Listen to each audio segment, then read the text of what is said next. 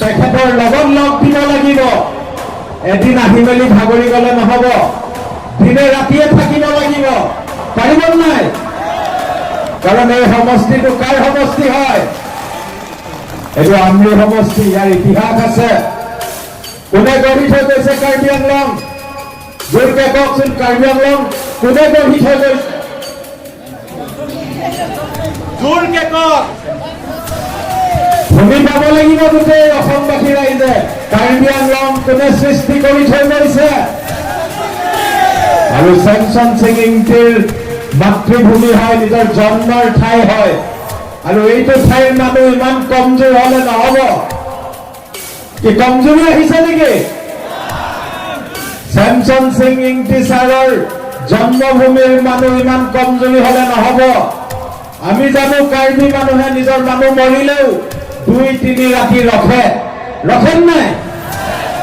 আৰু আমি আমাৰ কাৰ্বি আংলঙক এতিয়া মাৰিব লওঁতে আমি কি দিনে ৰাতিয়ে ৰখিব নোৱাৰিম নেকি? পাৰিবনে? ৰখিব লাগিব। কিন্তু কাৰ্বি আংলঙক মাৰি ধ্বংস কৰি দিব লৈছে। ওপৰৰ আমাৰ সকলো বক্তাই কৈছে, ছাৰে ভালকে কব।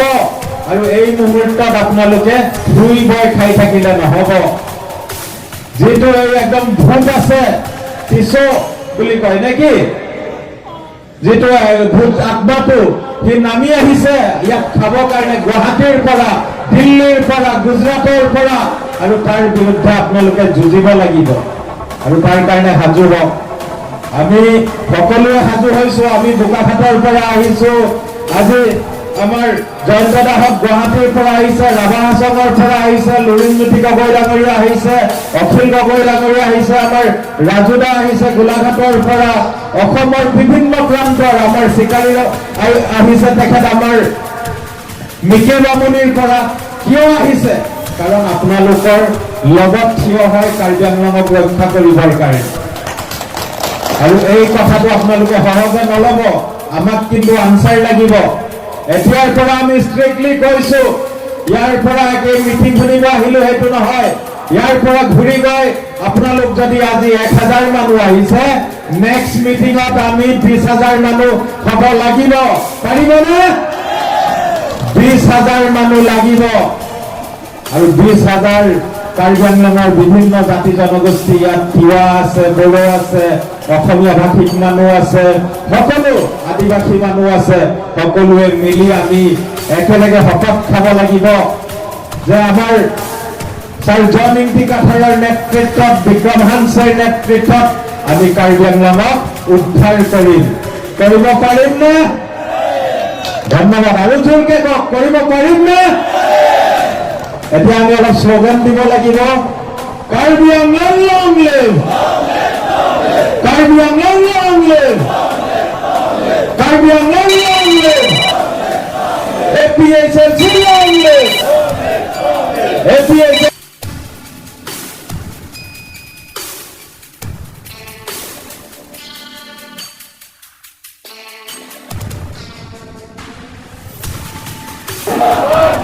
বিক্ৰম হানসা জিন্দাবাদ, বিক্ৰম হানসা জিন্দাবাদ, লুৰিণজ্যোতি গগৈ।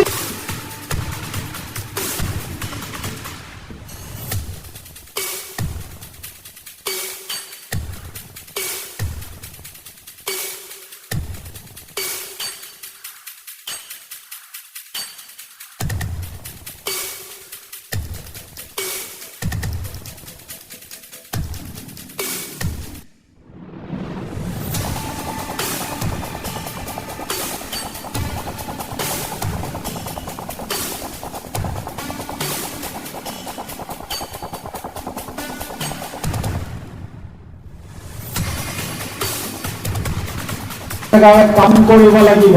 সিহঁতি ভাড়া দি কাম কৰায়, কিন্তু আছলি কাৰ্বি মানুহ